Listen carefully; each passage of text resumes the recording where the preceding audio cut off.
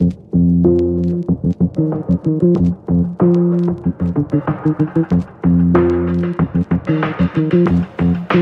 right, guys, let's go ahead and get started with the day. So, at the core, I'm an entrepreneur. I'm not married to anything. I'm not married to drop shipping. I'm not married to what we're doing next. I'm married to the idea of continuing to grow, continuing to evolve, and continuing to really set the trends. Like I think that when I got started in this drop shipping business a couple years ago, it was really cool to think about me being able to take products from Walmart and being able to sell them over here on Amazon, right? That was a really cool concept. The challenge that we had at the time was we can't scale this business because we can't carry an inventory big enough. And that's the same challenge every single person that was doing it at the time had. That's where we created e-com initially. And it's funny because this is the second biggest event. We had one last year, a little bit bigger than this one, but it was a complete crap show. I'm gonna try to avoid cussing to respect everybody, but you know what I mean. You know what I really mean when I say crap show, right? So yeah, it was a mess, right? So we released e-com, like our sourcing wizard, our initial sourcing wizard, taking Walmart products and being able to really arbitrage the website of Walmart. So we were one of the first to market on that, and we're the very first to market on what we're going to be talking about today. And I'm really excited about where things are at in my business. The wholesaling, I've been doing it now for a little while, and we're really starting to see momentum, right? And it's something that's scalable. It's something that really it's got some staying power.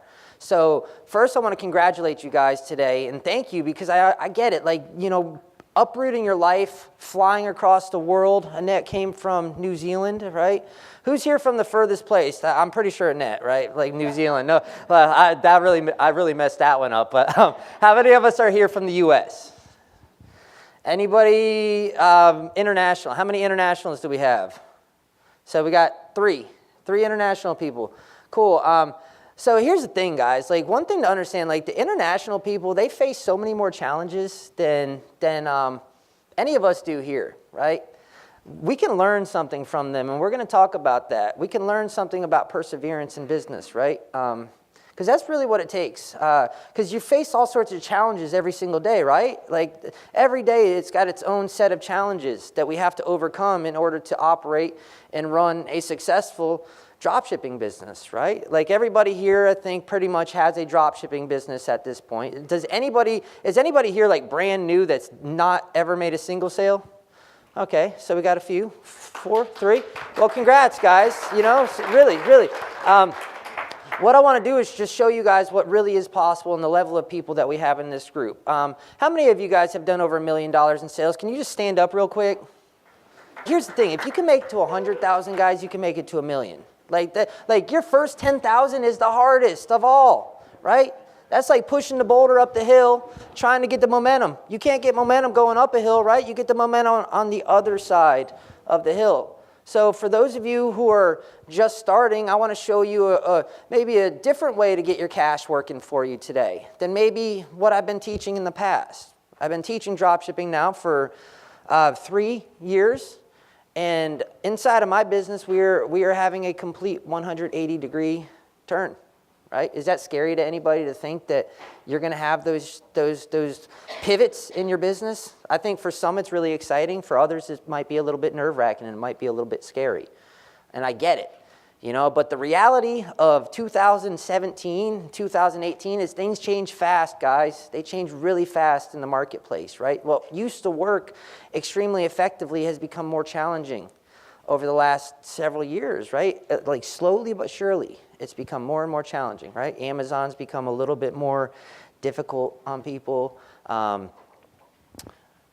The suppliers have made it a little bit more challenging. Walmart's made it harder and harder to drop ship from them. And, they're like, what's great about Walmart is they have so many products, What's bad about Walmart is they cancel orders, right? That's really it. If you could get around that, then it'd be perfect. It'd be like a perfect marriage. Someone complains, who cares? Here's your $5. Deal with it, right? So like when I met Pablo, this was it's hard to see, but this was a website that I had built. It's called African Mango Extreme. That was one of my many business ventures. A diet pill. These were the hot thing at the time. I think this was about 6-7 years ago. I spent every dime that I had having that website created, right? What I failed to realize is, oh shit, I got to learn how to market.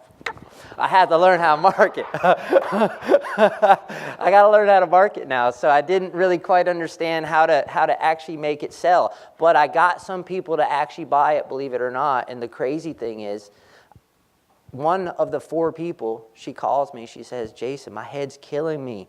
I want to send these back. And I was like, oh, no, I'm not getting involved in this game right here. Like, I don't know what I'm actually selling at this point. But that was like, naivety.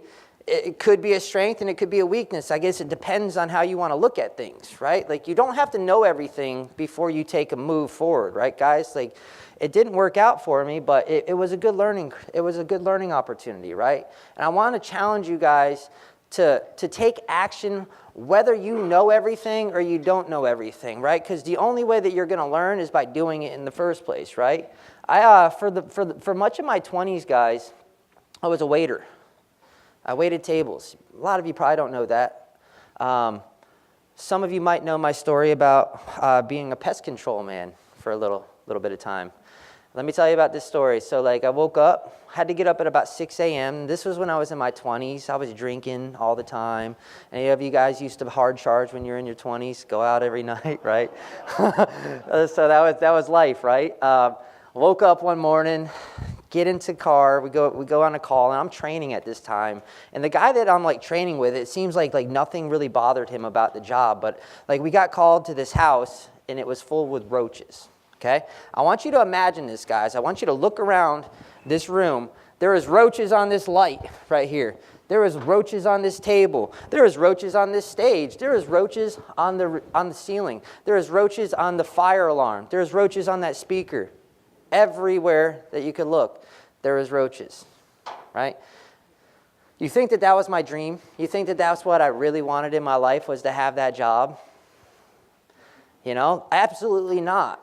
But I was a diehard entrepreneur, right? A diehard entrepreneur. I've been an entrepreneur since I could remember, really getting into my adulthood. Started when I was 20. Got my real estate license. Sold 0 houses. I sucked at that job. I was a mortgage broker. I didn't really close a whole lot of mortgages. I owned a credit repair company. I was able to make that survive for 3 years, but I literally survived on next to nothing. So I got used to kind of living without having a whole lot of abundance in my life. All I had, guys, was I had a vision, right? I had a vision. So what does it take to really survive all these heartaches and struggles? How many of you guys consider yourselves like hardcore entrepreneurs, where this is in your blood? Right? So how many of you guys have ever started a business that didn't work out in the past? Pretty much everybody, right? I think that it takes going through some failures to identify what it takes to be successful, right? But I tell you the one thing that really holds true, you have to have a vision of a better future, right? Got to have a better future in order to endure the pain of suffering through some of those failures and picking yourself back up off the floor and doing it all over again. Because I'll tell you guys, I'm not supposed to be successful. I don't have a college degree. I screwed up. I had no money until I was 34 years old. I was broke, having to borrow money from my parents. Sure, they were proud of me, right? But, the only thing that I ever had was an idea of a better future for myself, that I'm going to be successful. Eventually, I'm going to find something that I can do and be successful with it. Thankfully, I found this Amazon business, right? So my vision right now is to create a business model for myself and for you guys, and to create an incubator, right? For those of you who are here, this is the start. This is the beginning. We're at the beginning of something at this point, for us to create businesses that we can sell. How many of you guys would like to get a payday of $5 million right now? It'd be pretty cool, right? How many of you would sell your business if you got $5 million just put in your bank account, right? Now the challenge is, guys, in reality, we really can't sell our drop shipping businesses, sadly, because we don't have control over Walmart, right? We don't have control over Amazon's drop shipping policies. So we have to pivot, guys, right? Not to say that that's not a great model still. I've done really, really well with it. But it's time to go to the next level. Like, I've learned, I've evolved, right? And I want to bring you guys with me on this journey. I want you guys to be successful with this. Like, we've proven that we can make dropshipping successful, and we're already doing the other stuff. And what today's going to do is we're going to teach you how to systematically build a wholesale business using Amazon's fulfillment centers to take care of all the orders. And I'm going to talk to you why that's a good idea throughout the day, okay? Some of you might be scared to do it, but what if I can take all the risk out of it for you? Would that be exciting? Right? Everybody's scared of it, but you don't have to be scared. I can promise you that. Have faith in your vision. So these are the things that it takes to be successful as an entrepreneur, as a person, as a human being, guys. These are just principles in life. You got to have faith. You got to have confidence that what it is that you're doing is going to work out. You can't go into it expecting to fail, hoping to succeed, right? You go into it expecting to succeed. Period. It's just a mindset, guys. Let me tell you, if one person in here could do 7 figures, every single one of you can do it. Right? What's the difference? Perseverance. That's the difference. Persevering through your challenges, persevering through your struggles, not quitting, not giving up. So, have any of you guys ever heard of Earl Nightingale, The Strangest Secret? Any of you guys ever listened to that? So he's got some good stories in some of his other trainings. I'm going to probably butcher it, but I'm going to do my best here, okay? So there's a story called Acres of Diamonds, right? To where a person buys a field, right?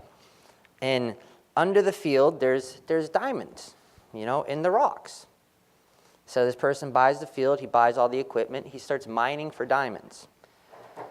Ends up going broke. Buying everything, trying to find the diamonds, He's digging here, doesn't find them. He's digging here, doesn't find them. He's digging here, doesn't find them. Eventually gives up. I'm going broke. There's no diamonds here. He sells the land. Now the person who buys the land, right, understands that the earth shifts over time. He stopped digging right here, and that person said, you know what? If I calculate right, the diamonds are actually right here. Digs, finds the diamonds. Right? The symbolism of that is so many people give up right next to where the diamonds are. Right? Perseverance. You got to have perseverance because I'm telling you, running a business is one of the hardest things that you're ever going to do in your life. You know? Like ever. There's a lot of uncertainty with running a business. Every single day, you gotta get up and you got to hunt for your food. But if you learn how to hunt, you can eat forever, right? Today we're going to teach you how to hunt. Teach a man to fish, right? Eats forever. Feed a man a fish, then he's relying on you. I don't want you guys to have to rely on me. I want you guys to learn how to hunt, learn how to fish, learn how to kill your own food. But it does take perseverance. You can't give up. You can't ever give up. That's the only way that you guys ever fail in this world, in this game. Doesn't matter what it is. You quit this, you're going to quit in everything that you ever do. Right? That's how, like, let me tell you guys something. Success is a habit. There's nothing magical about it. It's just the decisions that you make every single day. That's all it is. What do you do? What are those decisions? And do you consistently do it? Do you give it enough time for it to happen? I mean, there's nothing magical about people who succeed in this game. I'm going to give you guys the formula today. When you walk out of here, I really hope that you execute. I really hope that you walk out here excited today. You know, I want today to be the most impactful day that you've ever had in your business career. I know some of you guys have seen a whole lot of things out there. You've done a whole lot of things. You come to events, you get excited. But what I want you to do is really walk out of here today. This isn't a hype you up day. This is actually going to be like a real training day where I'm going to show you guys our system. I'm going to talk to you about why it's created the way that it's created. And it's not that hard to execute on, guys. I'm telling you. It's way easier than what it is that we're doing. We're shifting gears right now. We're shifting from drop shipping, the traditional way that we've been doing it, right? We're shifting. We're moving towards wholesaling. We're moving towards being the wholesaler. And I'm going to talk to you guys later today about what that really looks like. You know, for some of you guys, we're going to be doing business together. That's exciting, right? I think that I'm the very best in the world when it comes to sourcing products, right? And we're going to talk about how we can all work together on that whole concept of that. What today really is, guys, we're building your foundation. We're building the foundation for a better future. We're building a foundation for a more stable business, a business with less risk. I hate highlighting the negatives of stuff, but I've been doing this for a long enough time to where I understand the shortcomings of the way that the model that we've been doing for a while really works. How many of you guys are terrified every day that you're going to wake up to a suspension from Amazon? Like all of us. Scott, I think, just talked to me right before I came up here. Yeah, that's my conversation with Scott all the time. You better start today with what we're doing today, sir. All right. Now, I can show you guys. I can help you build the foundation today, but it's going to be up to you guys to build the frame, right? You guys got to put the roof on the house. I can't do that, right? When we get out of here, and we have some real action takers in here that are already doing stuff. So I'm not talking to you guys. I'm talking to you guys that are sitting on the fence waiting for the perfect time to do something, right? The perfect time's today, right? It's about the decisions that you make. The decisions are going to shape your destiny. If you make that decision and you follow through on it, you will have a better future. That's it. How do you get in shape? You exercise and you eat well. There's no magic formula to it, but there's a million diets out there, right? How do you be successful? You build a foundation. You start building the house. What's that? Frame, whatever. Okay, but you get what I'm saying, right? How do you build a skyscraper? That's a better one, right? You build a skyscraper one story at a time, okay? You can't start at the top. It starts at the bottom, okay? So today we're going to build the very bottom of the skyscraper, and then when you guys get out of here, you start building. You stop, sir. All right, so guys, I've seen a lot of people come into our program over the years. And you, as the owner of your business, what is your role? Like, well, do we have anybody, like, I kind of give you a hint up there. What's your role as the business owner? Make it rain, make the money, bring the money in, right? Bring the money in. We have too many people come in and they try to outsource bringing the money in immediately. You can't do that, guys. You got to understand what it is that you're doing. You got to make it rain first, and then you can take the money and reinvest it into the team around you, right? I'm going to show you guys how you can get started today with a team of one and run a business that can make you hundreds of dollars a day without needing a big team. But as you get a big team built around you, then you have an ATM machine that you can withdraw cash from at any time. Who wants to have an automatic ATM machine working for them, right?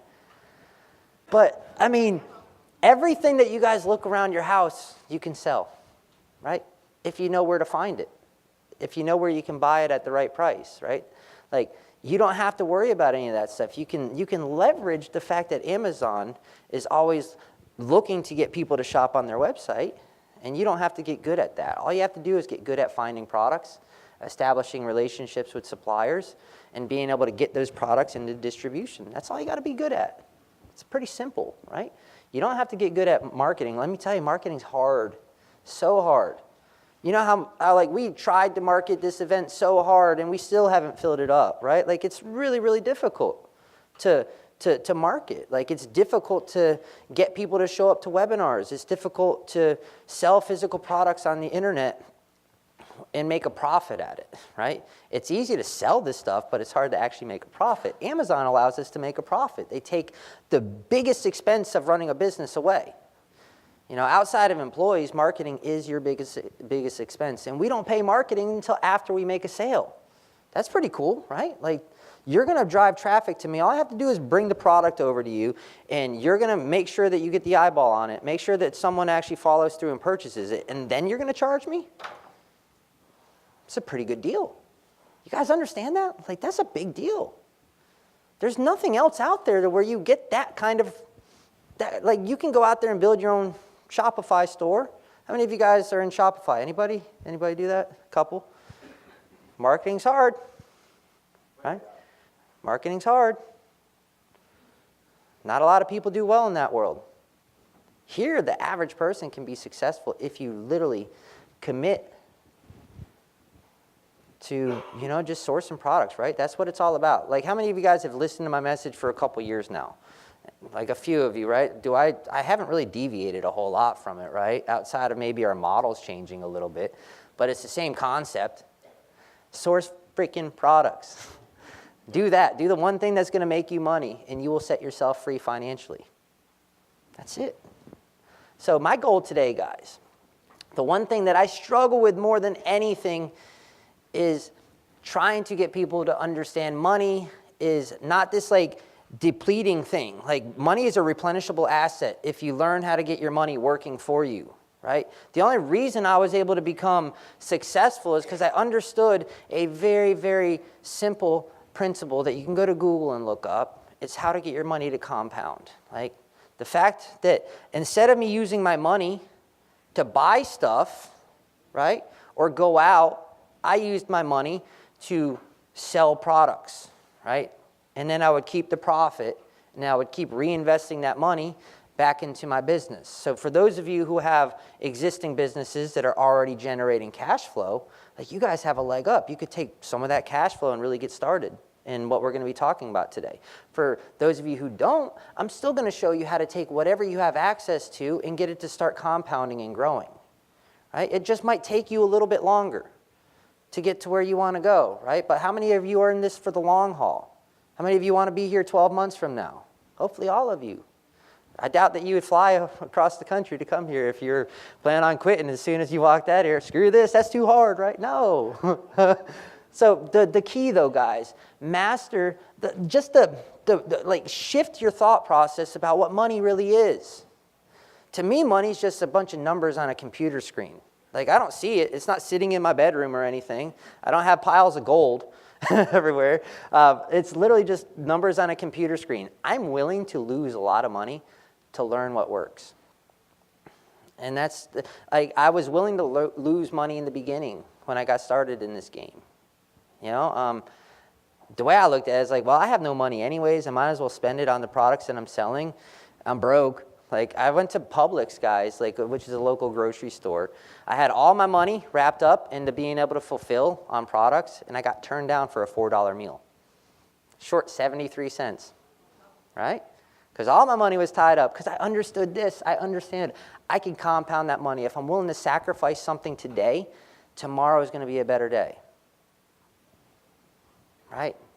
So today, guys, like, I don't want you to think of, like, I can't get started because I don't have enough money. I hear that excuse all the damn time, right? All the time.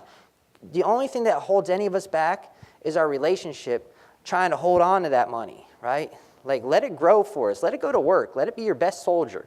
Your money can be your best employee ever, right? Like, different ways to invest your money are into people, right? That's what we've always taught, like, get leverage on our time by getting other people in the game. I've been able to leverage my money over the years, and I have a development team, I have customer service, I have marketing, I have, I don't know, you guys have met Michelle when you're checking in. She's amazing, right? She's awesome. Like, that was an investment into a person to take stuff off my plate so I can be up here focusing on delivering value to you guys instead of answering questions all day, right? Like, I got Gerard back there. We've taken the cash flow, we've made investments into people, and that's allowed us to create, a new reality for where our business is going. And you guys all have the same exact opportunity that I've had this entire time. Now, the way that I've been able to develop e-com was through crowdsourcing. But the way that I crowdsource is by providing value to you guys. You guys pay money in exchange for the value. And that's allowed us to develop a software that allows us to do what we're doing today. That's allowing us to go to the next level, right? There's always new levels. There's always new levels. Like the level that we're at today isn't going to be where we're at in a year from now. How many of you are comfortable with having to continuously grow all the time? There's no such thing as being comfortable. Because once you get comfortable, something changes and you're out of business. What if Walmart, guys, decides that they are not going to allow drop shipping? How many of you guys are hurting? Right? That's the reality. You have to always plan for what could happen, not wait for it to happen and then make a decision to do something, right? So many people didn't come here today because they're waiting. They're waiting for the bad news to happen until they make a decision to, I want to do this first. How many of you are slow to move? We've been talking about it for how long now, Scott? Right? Right? It's time to move, guys. Like, things are changing. I'm telling you, things are changing. This year has been the hardest year since I've been in this business for 4 years. 4 years. This is my 4-year anniversary. Things are harder now than they've ever been. Right? And they're only going to continue to go that direction. Walmart doesn't want us doing what we do, right? Amazon doesn't want us doing what we do. We've been able to build a system that wasn't supposed to be built. Wasn't supposed to be like this. Why did nobody build it before? I used to think that we had this gold mine. But why didn't someone build this before? It's because you're not supposed to be able to do it. Not to say that we can't do it, because we can when we've done it effectively. But if you only rely on Walmart, on Home Depot, you're building a house made of glass at this point. Once a rock comes through, what happens to your house? Right? And I don't say this to scare you guys. I say this to give you a reality. That's it. Like, I wish it wasn't the reality. I wish it wasn't the reality. Like, I don't. Like, I put a lot of money into developing e-com, put a lot of money into training my team. And for us to be making this basically like a 100-degree or 180-degree shift from where we've been, it's because I see what's going to happen. Don't wait for it to happen, guys. Today, like, you can do whatever you want to do, like, moving forward. Like, you have the opportunity to literally build a business as big as you want. Again, we already recognize people that are 7-figure earners again. But I just, again, want you guys to stand up real quick because these people, guys, have mastered the game of cash flow, right? They've built successful teams. This is awesome. So a couple weeks ago, I found this product that I was able to buy for $4, and I was able to get 100 units of it. And within 4 days, it sold out. Ended up profiting $2,286.68. How many of you guys would spend $400 to profit $2,200? Right? It's a good deal. It's a good deal, isn't it? Right? That's one product, guys. That's one product. What if you commit to sourcing in our business, like the way that we do things, right? We source at scale. What if you made a commitment to that every single day the way that you made a commitment in your dropshipping business to sourcing? What do you think could happen, right? What if you had 100 of these products? Because we do at this point. Now, that one's our best, right? Like, that's a little bit abnormal. You don't usually find, but they're out there. The whole thing is, it's not like that's like the only product in the world that you can do that with, right? There's a whole lot of them out there. And we're going to talk about ways to find them today. You know, that one actually came from Walmart, believe it or not. Selling a product that we sell, and I'm going to show you. Like, here's another product, and this data on the screen, you might not be able to see it, but this is over the course of a few days, okay? Here's a product that's profited us $446. Here's a product that's profited us $163. Here's one that's done $143. Here's one that's done $92. Over a few days, guys. Every single day they sell, and they sell, and they sell, and they sell, and they sell. You know what I was doing on Sunday? I was at the Jaguar football game. 200 orders, I think, or was that Saturday? Saturday, 200 orders. Sunday, 160 orders. I didn't have to worry about processing a single thing. Didn't have to worry about out of stock. Didn't have to contact any customers. Nice, right? It's kind of cool, right? It's like you guys have the keys to building your own ATM machine, and you can walk up to that ATM machine at any time and take money out. But you got to put the deposits in first.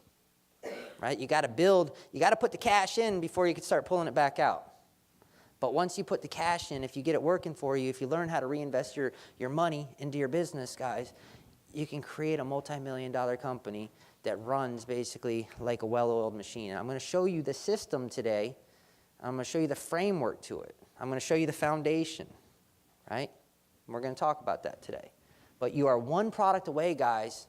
You're one product away from freedom, from not having the worry, the doubt. Like, man, I hate it thinking about Amazon being able to take my cash away every day. Like if things go sideways, right? We have to adapt, guys. How many of you guys have been suspended on Amazon? Me too. Me too. I was down for a whole month earlier this year. You know how much that cost me? $50,000. Between lost revenue and paying for salaries and everything, $50,000, guys. I know that I have to do something different. And here I am, the guru of drop shipping up here, talking about we are moving in a new direction, guys. We're pivoting. Time to go. Right? Who's coming? Right? Who's coming with me? My 7-figure people are definitely coming. Those of you who haven't made it there, I hope that you come too. I really do. You know, I'm not saying that you have to completely abandon things the way that we've talked about it for a while. But I'm telling you to consider what you do with the cash that you make from your drop shipping business and start putting it in other areas that can help you scale bigger with less work, which is nice, right? Less people. You don't have to have a team of 40 to run, right? That's nice. You can have a small team and be able to, you know, husband and wife team. We're going to talk about some stuff. I got some fun pictures of Emmanuel. Here's some stuff that we sell, guys. Like, this is the type of stuff that you can make hundreds of dollars a month on. Hundreds. I mean, yeah, you're not going to make thousands of dollars. You know, milk bones, right? Garlic pills. I don't know about that now. That thing sells like 25 times a day. They just suppressed the buy box. It really is so infuriating. It's like, why? It's selling. Everybody's having a good old time. You guys suppress the buy box on me. These hot and cold bags. Like we make over 100% ROI on these hot and cold bags, and they sell every single day, and there's no competition. My crown jewel, marbles. Marbles I've been selling for a year. Marbles, guys. We made $4,000 in profit on marbles. Right? Like, people buy everything. These are like hobby marbles. People like marbles that people put in the bottom of their fish tanks. They're not like the marbles that, like, do people play marbles still? I don't think I ever played marbles, but you like, guys, like $4,000 on marbles. We're the only person selling these. How many of you? What? Yeah, you got to find my source. Yeah, it's crazy. I can't believe that we're still the only ones selling them, because it's weird, because they're unranked. Like, they have no ranking. And it's weird when you go to the listing. Like, it's like, I don't know, you have to, like, have a selector to actually find the product. So there's this single pack and there's this double pack of the marbles. So how many of you guys have learned how to multi-pack? Like, we've talked about that. Multi-packing's awesome. That's where the money's at, just saying. But, like, that's all we did. We multi-packed marbles. And we're the only ones that are selling them. And we sell them once a day. Once a day for the last 12 months. $7 a day. Like clockwork. Right? So if you make that commitment, guys, you make that commitment today, you are only one product away. What if you have 100 of them? What if you have 100? I'm going to show you guys how to find the products, and I'm going to show you how to keep them in stock and how to look at it. Like how to keep reinvesting your cash flow so you can continuously build your revenue month over month over month over month, right? 100% growth month over month. So the first thing that we need to do, guys, we need to start building the foundation. And you guys have probably heard me talk about this before, but I really want to start here. This is important. Some of you might not have heard this stuff before, and some of you might have, right? But it's the supply chain, right? And in the supply chain, there's really two different distribution models. There's only two ways, guys, for products to get delivered to customers, okay? First is drop shipping, and the second one is when you actually physically warehouse a product, or my personal favorite at this point is letting Amazon warehouse it for me because they take care of everything, right? Drop shipping, you know, the great thing about it, what was really attractive to me, and it still is the fact that I don't have to touch a product, right? That product is at my supplier. If I don't sell it, I don't pay for it, right? That's a law of large numbers. Let's throw as much stuff up against the wall as we can, and let's see what sticks. That's kind of my motto when it comes to drop shipping. Just list a whole bunch of stuff and see what sells, right? If it doesn't sell, oh well, it doesn't cost me anything, right? It's a little bit of a different game.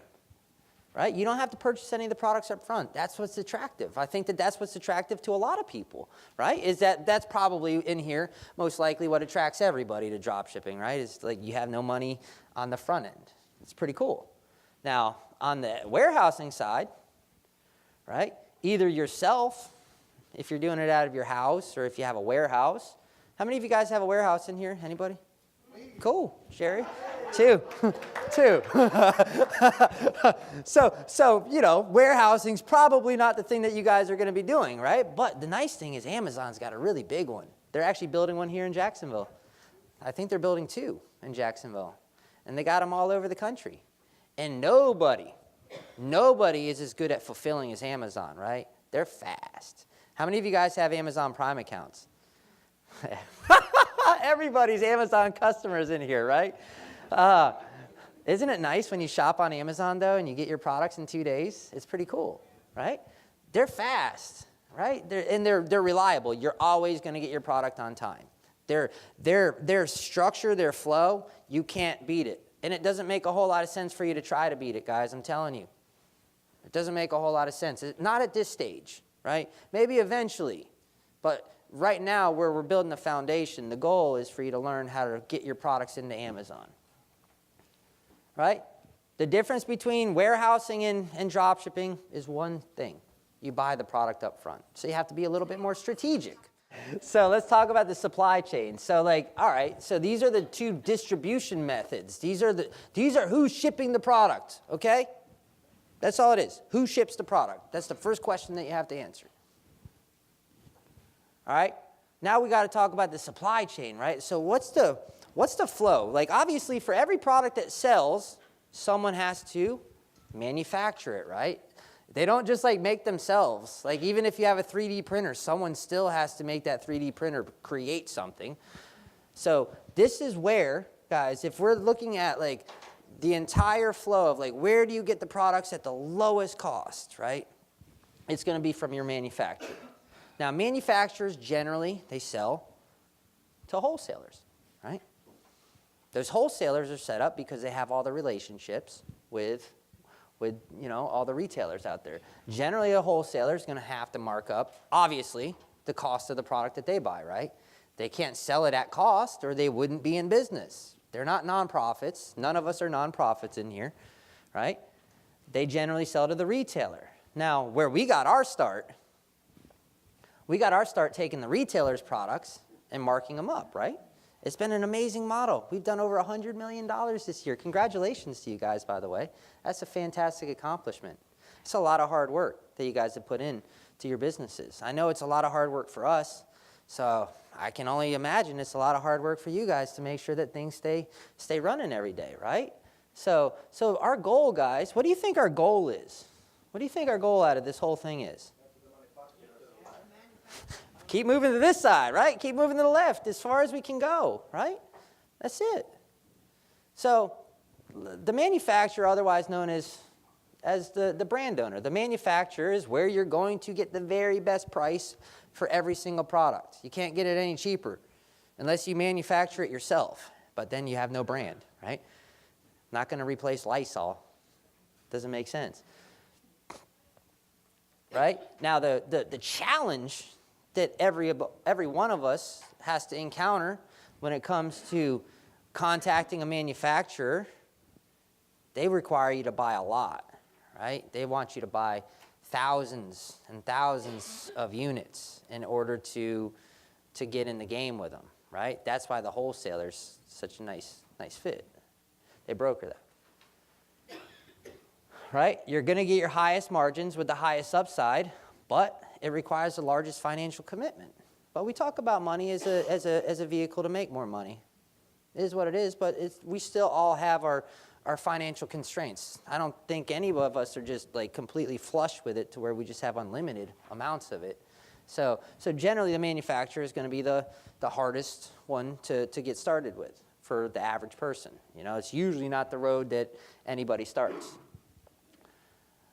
Now, manufacturers, again, they sell directly to the wholesaler, okay? That's generally where the wholesaler comes into the equation. So the wholesaler is really a middleman, okay? That's all they are. They're brokering deals between the manufacturers and the retailers. That's the whole purpose of a wholesaler. They don't sell directly to the public. Now, giving y'all some ideas now. What if you were to start approaching wholesalers and saying, I want to be your distributor on Amazon because we have the ability to get your products out there. I want to have exclusive rights to everything. Just start thinking about these things, okay? Start thinking about these things as we're talking because there's opportunities out there for you to completely control the market. Retailers, Walmart, Home Depot, right? Now, the great thing, like what makes this business start for most of us is the fact that we don't have to go out there and set up relationships with suppliers, right? Home Depot and Walmart's already done that. That's the value of starting with a retailer, is you have access to literally millions of products, right? They already have distribution systems in place. They already have fulfillment centers. They have the ability to ship stuff out. They don't really mess it up all the time. Sometimes they do, but not often, right? They get it right 99.9% of the time, right? It takes all that hard work, the actual, the logistics of it all, they've already got all set up, right? They have millions of products for you to choose from, right? It's an easy barrier of entry. Like you can get started today in that, right? You could start making sales today from retailers. Now, it's going to be where you're going to have to pay the most for the product, okay? What does that really mean? It means that you're going to have the most competition, right? Like this is where retail arbitrage comes in. This is where drop shipping for all of us has really begun, right? Retail arbitrage, there's two ways you can do it, right? What are those two ways? Anybody? That's it. We just talked about it, right? Drop shipping or bulk buy.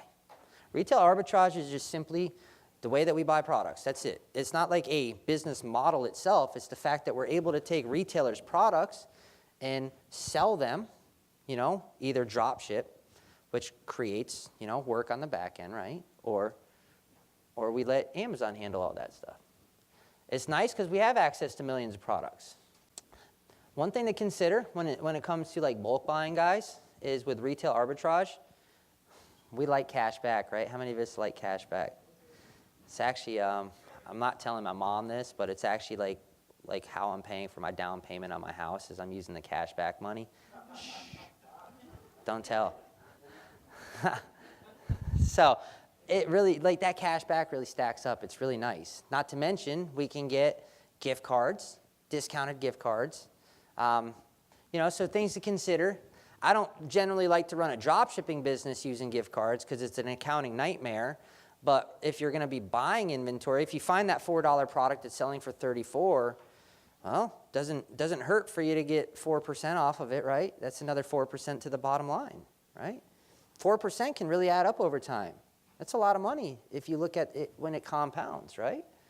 The one thing about retail arbitrage is it's not replenishable, right? Like if you're doing it for purposes of warehousing or using FBA, it's not easy to replenish. Some retailers won't allow you to buy in bulk, right? They'll only allow you to buy a few. Like Toys R Us, I think, has a limit that you could buy like 5 products. Too bad we can't just walk in and stock up, buy everything. Because Amazon's where people are really shopping, right? And it's hard to scale for other reasons than that. So how do we find wholesalers? Like I'm going to give you guys a couple strategies for you to be able to find these suppliers to get set up with. How many of you guys think that finding suppliers might be tricky? Any of you? It's really not. Bob does. It's really not, guys. Like it's actually a very, very simple process. So I was showing Pablo yesterday how we do it. And there's a couple steps that it takes. So first step we have to, consider the types of wholesalers, right? So we have those that work with multiple brands, okay? So what that really means is it might be category specific. You have wholesalers that work in the grocery market, right? You have wholesalers that work in the home furnishings market. You have wholesalers that work in the cleaning supplies, right? Like, think about some products, guys. Like pet supplies. Cleaning products. Sex toys. Hey, that's a big market. Nobody wants to get in because everybody's a little taboo about that stuff. Golf, right? Fishing tackle. Exercise. Like, these are major niches, guys. Inside of these niches, there's individual products, right? But the wholesaler might carry a whole array, like, of exercise equipment, right? What's that? Hobby, right? Like, yeah, you could have home crafts, right? Hobbies, like those marbles. That's a craft, right? Toys, sports. What kind of? Yeah. So, what's that? Gluten-free. Yeah. Right. Lose weight, exercise. Right. Motorcycles. Right. Cars. All right. You guys see that you can kind of spider off into any different direction that you want to go? Like, you can come up with ideas. Like, we always get the question, like, where do I start? It's like, just look around. Just look around. Like, everywhere. Electronics, right? Someone that carries these microphones, right? They probably have a whole line of audio equipment, right? Office supplies. Fantastic for businesses, right? Who buys in bulk? Businesses, right? Storage. Oh, I love storage. Love it. Shh. Don't tell anybody. But storage is fantastic, People buy a lot of those types of things. So, like, categories that I like are categories that lend themselves to people buying them in bulk. Why do people shop at Costco? Bulk, right? That's why multi-packing works so well. Because people like to buy in bulk. They like to buy a month's worth of supply of something, right? So if you look around your house, guys, there's an endless amount of products that you can start, right? And once you contact one of these wholesalers, they might have 10,000 different SKUs, different products for you to run through. And we're going to show you that when we source today. And we have those that are the actual brand. Now, brands, the manufacturers, they tend to have a lot less SKUs, but depends on, if this is a big brand like a Procter & Gamble where they have a whole bunch of them, or if it's a small brand that has like a little line of products, right? But these are the two types of wholesalers that you're going to encounter. Is it a wholesaler that's really serving as a middleman, or is it a wholesaler that actually has like a line of products that they're trying to sell, right? That they're trying to sell directly to the retailers, okay? So how do we actually find these suppliers, okay? First, you can find them at trade shows. Any of you guys ever been to a trade show? No?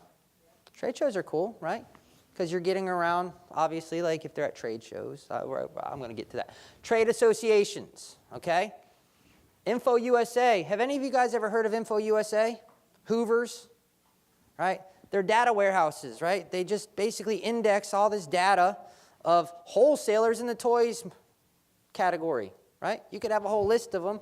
You could figure out which ones do the most business. They categorize based on, I'm getting ahead of myself, dang. And then current sales. This is the way that we've been able to do it. We take products that we're selling. Some of you aren't already selling stuff yet, but most of you are. You could take products that you're currently selling and find the wholesaler. So first, let's talk about trade shows. What makes a trade show awesome? Thousands of vendors in a small radius, right? They got ASD coming up, right, in March in Vegas. That's a big one. That's got a whole bunch of different types of niches. But let me give you a secret. Go to Google and you type in your niche trade show, toy trade show, and you'll find a whole bunch of them. Or you'll find a website that indexes a whole bunch of them and tells you all of them, right? Because you have people that are that love to do stuff like that. Google will bring you anywhere that you want to go if you dig. What's up, buddy? All right, trade associations, much like a trade show, but it's more of a kind of an online version of it, right? Trade associations. You know how to find trade associations?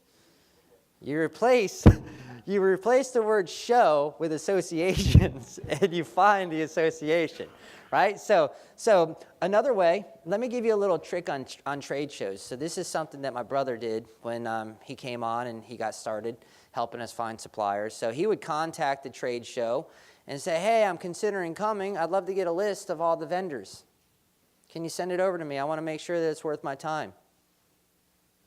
Right? So then you actually get the benefit of the trade show without going, but you can't replace the human contact, right? You can't make the deals as well over the phone as you can when you're belly to belly with someone, right?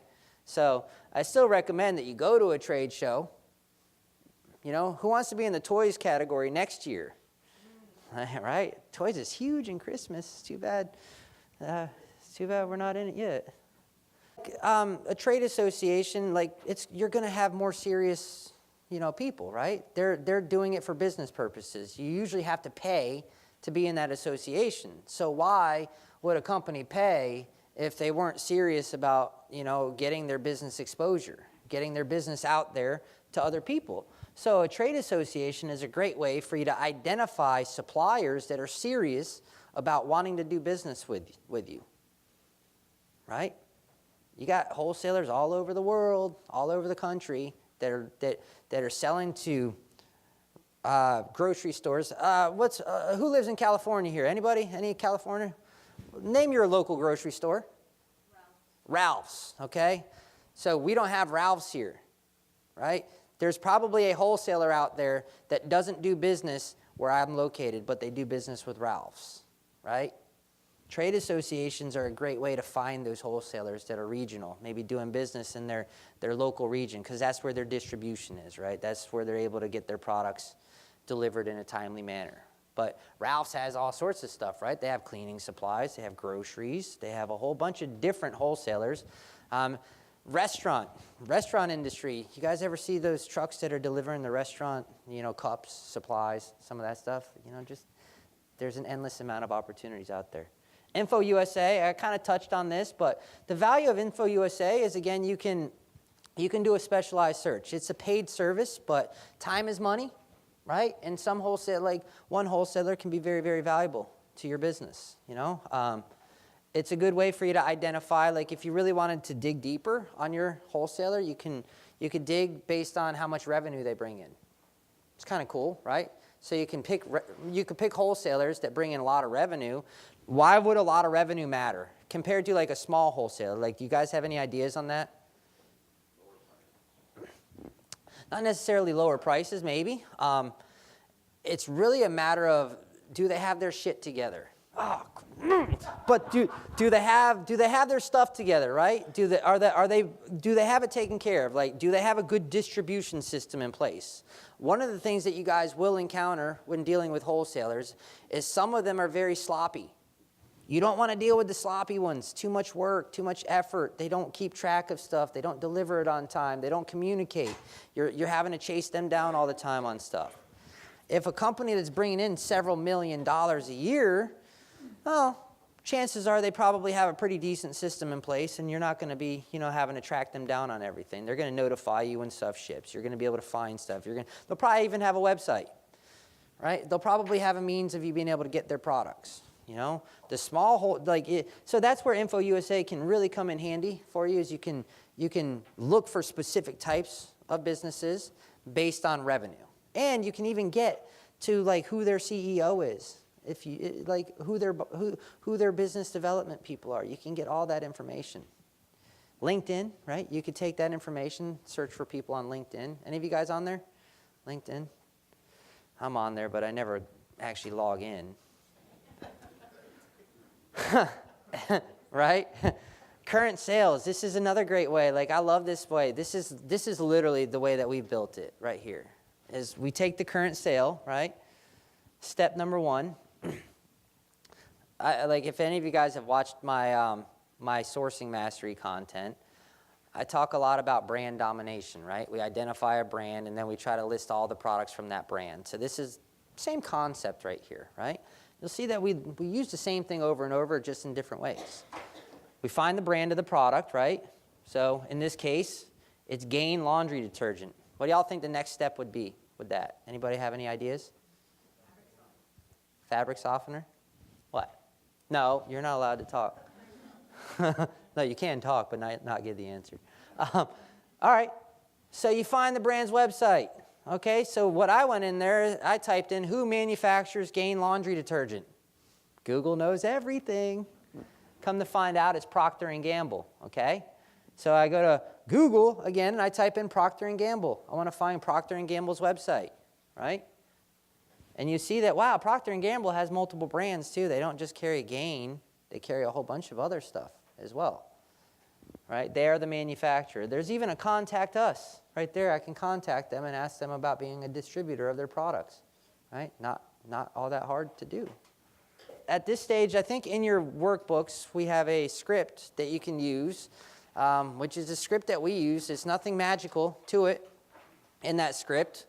We basically say, hey, we want to distribute your products, right? What do we have to do to get set up with you guys? It's not like, and then what do they say? Yes, or they'll ask for more information, or no. Who cares if they say no? Anybody going to get hurt if one supplier says no? Not really, right? It doesn't matter. Don't give up, right? Persevere. Persevere. When you get that first no, there's a yes on the other side of it, okay? I promise you guys, there's a yes right on the other side of that no. You just got to, you got to find the one. You find one, you can make a whole bunch of money. So what I want to do is take a 10-minute break, because what we're going to do for the next hour is we're actually going to go through sourcing products, and we're going to go all the way through the purchase order side of things. So I'm going to actually get on my computer and source some products and grade some products, just so you guys can see the process of how we analyze stuff. I know you might not be able to see it, but I'm going to talk through it all, right? So you might not be able to see as well up on that board, but we're going to talk through it. So we're going to take a 10-minute breather, and then we'll reconvene, and we'll go through sourcing some products, okay?